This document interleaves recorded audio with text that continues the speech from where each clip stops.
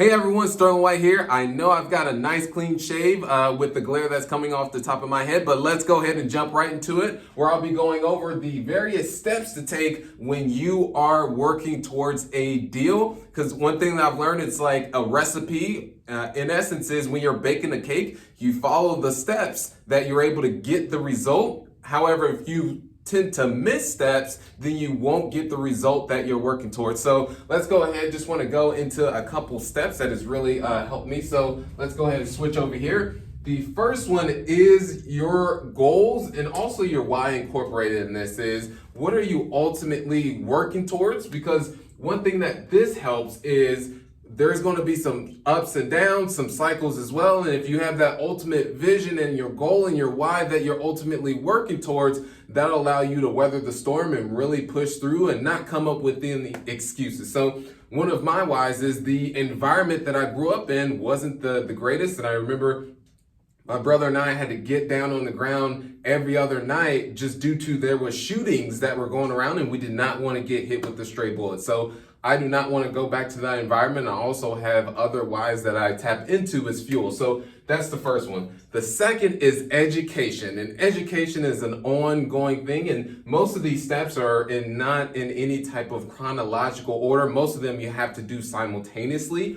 But for the education piece is always going to be evolving. But one thing I've learned is using the 80-20 principle. So understanding that the English language, for instance, in terms of an analogy is you open up a dictionary, there's so many words in there, but we only use anywhere between about 10 to 15%, even less than that in the English language. So same can apply to when you're looking to learn multifamily investing or single family home investing, or maybe it's land, whatever niche you decide to go into.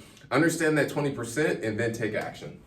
So that's the second. Third is investment model. What model are you exactly going to go into, whether that's wholesaling, whether that is single family home investing, flipping homes, or just like myself, buy and hold multifamily. So determining that. The fourth is assembling the team, property management team, the construction, contractors, attorneys, lenders. So there's so much that goes into just the multifamily syndication space that there's a lot of moving parts, and it's good to have a team involved. And what I've learned is having individuals that complement my weaknesses and me focusing on my strengths. The fifth is market. Based upon, this goes back to your goals. If you're someone who's looking for cash flow and you're in California or New York or one of those markets where it's a little bit more expensive and it's difficult to get cash flow, then you may want to look at another market in Indianapolis or Louisville, Kentucky, or somewhere in the Midwest, or maybe in the Southeast, Florida, for instance, just those various types of settings to where you are able to get the cash flow. So just understanding your market. Also, if you're looking for population growth, job growth. So those are all the various things when you're looking at a market, and it all comes down to what is your investment strategy, because each market is different in what it can provide.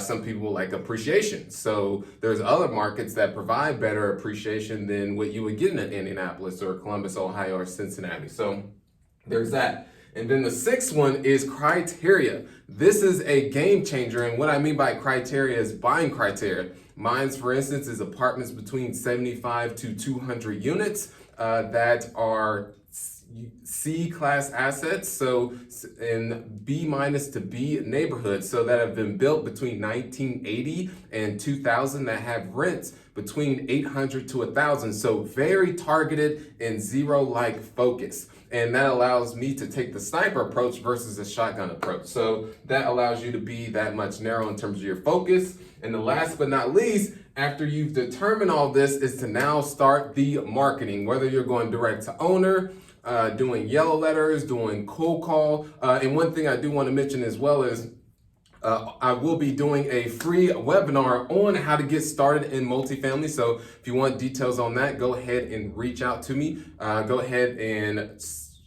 just comment right below and I will be able to get you that link, and it is live, so you definitely do not want to miss it. So go ahead if you want access to that, where we really go into case studies, ways to be able to find the deals, raise money from investors, just about all the ins and outs that are associated with doing, putting together or finding multifamily deals. So there's that.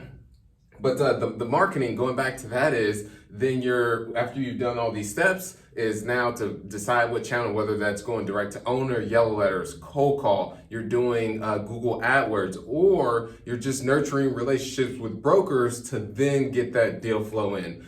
So that's all the steps just on the front end. Of course, there's some more additional ongoing, which is what we go into the free training on how to get started in multifamily investing. So go ahead and DM me to be able to get that link. And looking forward to ultimately just do an experience share of, hey, my trials and tribulations, what's worked for me. Myself is started single family home investing, scaled up to 150 single families, and then sold out all those, and now just strictly own multifamily with just under 400 units, and still, of course, growing. So that's one thing about myself. Not perfect by any means, still make mistakes to this day, but just want to share things that have worked for me. So if you want access to that free training, go ahead and shoot me a DM. And keep being awesome. Thank you.